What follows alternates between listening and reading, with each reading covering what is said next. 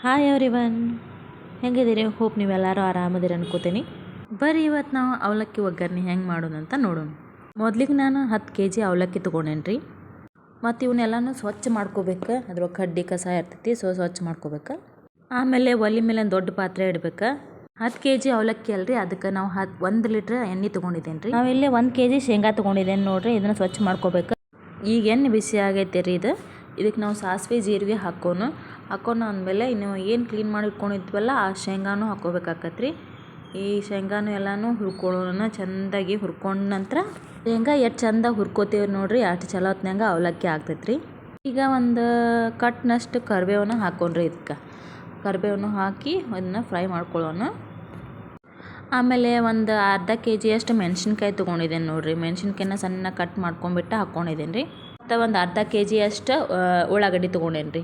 ಉಳ್ಳಾಗಡ್ಡಿ ನಾವು ಎಷ್ಟು ಜಾಸ್ತಿ ಹಾಕ್ತೇವೆ ಅಷ್ಟು ಚಲೋನ ಆಗ್ತೈತೆ ರೀ. ಅವಲಕ್ಕಿಗೆ ಆಗ್ಬೋದು, ಚುಮ್ಮರಿಗೆ ಆಗ್ಬೋದು. ಹೆಂಗೆ ನಾವು ಉಳ್ಳಾಗಡ್ಡಿ ಹಾಕ್ತೀವಿ ಹಂಗೆ ಚಲೋನ ಆಗ್ತೈತೆ ರೀ. ಇದು ಚೆಂದಾಗ ಇವನ್ನೆಲ್ಲನೂ ಫ್ರೈ ಮಾಡ್ಕೋಬೇಕು ರೀ. ಉಳ್ಳಾಗಡ್ಡಿ, ಮೆಣಸಿನ್ಕಾಯಿ, ಕರಿಬೇವು ಎಲ್ಲ ನೀಟಾಗಿ ಬಂದ ನಂತರ ಏನು ಮಾಡ್ಬೇಕಂದ್ರೆ ಉಪ್ಪು ಹಾಕ್ಕೋಬೇಕು. ನಾನು ಇಲ್ಲೇ 100 ಗ್ರಾಮ್ ಉಪ್ಪು ತೊಗೊಂಡಿದ್ದೇನೆ ರೀ. ನಿಮ್ಗೆ ಎಷ್ಟು ಬೇಕು, ನೀವು ರುಚಿಗೆ ಎಷ್ಟು ಬೇಕು ಅಷ್ಟು ಉಪ್ಪು ಹಾಕ್ಕೋಬೋದು ರೀ. 50 ಗ್ರಾಮ್ನಷ್ಟು ನಾನು ಅರಿಶಿಣ ಪುಡಿ ಹಾಕ್ಕೊಳಕತ್ತೇನೆ ನೋಡಿರಿ. ಇವಾಗ ಅರಿಶಿಣ ಪುಡಿ ಹಾಕ್ಕೊಂಡ್ಬಿಟ್ಟು ಕೈ ಆಡಿಸ್ಕೊಂಡು ಚೆಂದಾಗಿ. ಆಮೇಲೆ ಒಂದು 50 ಗ್ರಾಮ್ನಷ್ಟು ಬೆಲ್ಲ ತೊಗೊಂಡಿದ್ದೀನಿ. ಬೆಲ್ಲನೂ ಚೆಂದ ಕರಗಬೇಕು ರೀ. ಇದು ನೀಟಾಗಿ ಕರಗಿದ್ರೆ ಮಾತ್ರ ಚಲೋ ಆಗ್ತೈತೆ ರೀ.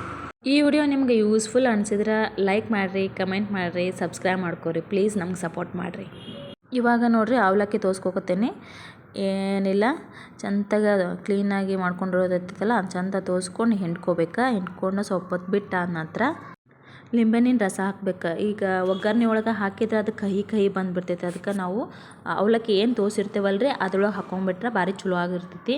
ಮತ್ತು ಈಗ ಫುಲ್ ಒಗ್ಗರಣೆ ಹಾಕಿ ಕಲಿಸ್ಕೋಬೇಕು ನೋಡಿ. ಹಾಗೆ ನೀಟಾಗಿ ಕಲಿಸ್ಕೊತ ಇದ್ರೆ ಕೊನೆಗೆ ಕೊತ್ತಂಬರಿ ಹಾಕ್ಕೊಂಡ್ಬಿಟ್ರೆ ಮುಗೀತು ನೋಡಿರಿ. ಉತ್ತರ ಕರ್ನಾಟಕದ ಅವಲಕ್ಕಿ.